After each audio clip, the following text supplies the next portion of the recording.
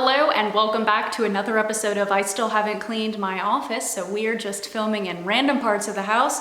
As you can see, we're at least in front of a different bookcase this time. I'm sorry. I'm also sorry for the light because it's midday and I've got other things to do tonight, so this is when I'm filming and everything's gold and I don't know how to fix the lighting. So, moving on.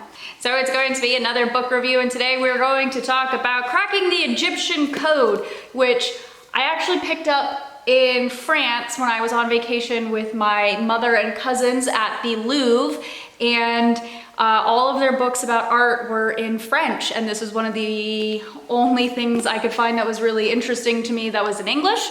You can't really see the cover because, again, the lighting is so atrocious and I am so sorry. Anyway, so I picked up this book while I was in France, and I actually have been back for 2 months, I think 2 or 3 months, and I finally have cracked into it and finished it.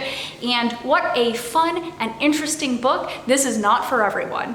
So why did I say it's not for everyone? Not everybody likes nonfiction. I personally do. The majority of the bookshelf behind me is actually my nonfiction collection, and I actually have a lot of things about Egypt. And if you've seen any of the interviews that I have done that have been posted on other channels, or if you just kept up with what I've been doing on Instagram and things like that, you would have seen in my office here in Florida, I have 2 life-size Egyptian statues that flank my desk in my office. And I've had those, well, they've been in my family since I was a little kid. They were in my house growing up, and it was one of the things that I demanded that we keep when everybody moved to Florida from Texas. So anyway, interesting tidbit about Brooklyn and her Egyptian statues aside, why am I recommending Cracking the Egyptian Code? So if you don't know what this is about, and you probably don't because I haven't told you, it is about the life of Jean-Francois Champollion and how he solved the hieroglyphics on the Rosetta Stone that nobody else was able to figure out. He was in a race to get it done against, I think his name was Thomas Young. I'm gonna have to fact check this. Pretty sure his name was Thomas Young, and they talk about him. He was in England, and he actually worked with one of Jean-Francois's mentors slash, I don't know, eventual later rival. Anyway, when I was finished reading this, the first thing I said to the people around me is they needed to make this into a Netflix special, because this guy, good old Johnny Frank, and his older brother, Jacques, they led very interesting lives. So Napoleon is in this. We've got a race against the British.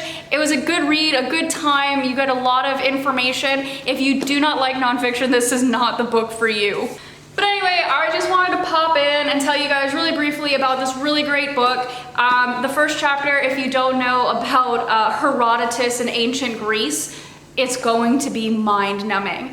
I think it really picked up around chapter 3, but after that I just flew through it, and it was such a good time, and I really enjoyed learning about an aspect of history that I was relatively unfamiliar with. Anyway, my camera's dying, so let's wrap this up. I'm going to give Cracking the Egyptian Code a 3.5 out of 5, just because I think if you're not already well-versed in ancient Greece, the opening bit is kind of dull, and then the bit about his family kind of takes a while to take off. But then once you get into when he's off to school and he's really digging into languages and everything, it's so interesting. It's so interesting. Please pick this book up if you have any interest in learning about Egypt, or how people, like linguists, how they worked on translating the Rosetta Stone in general, or if you just have like a passing interest in things that were going on during Napoleon's time. Like, it's just good book.